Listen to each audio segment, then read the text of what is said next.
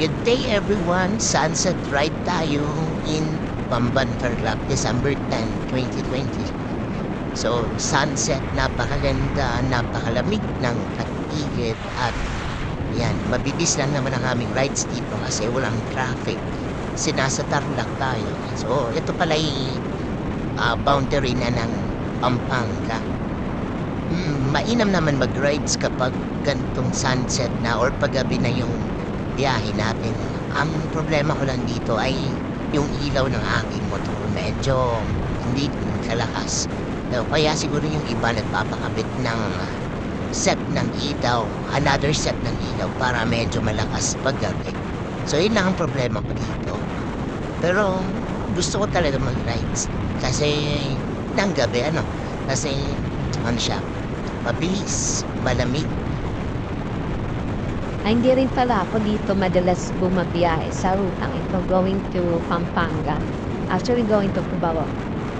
So, medyo hindi ko kabisado yung daan. Pero sa bandang Pampanga, nagwe-waste na ako. So, medyo, yun nga, hindi ko kabisado. So, yun, ang paskong-pasko na dito. Ang ganda ng mga tanawin. So, ayan, palapit na tayo sa bridge ng Bamban. Ganda yung bridge nila dito.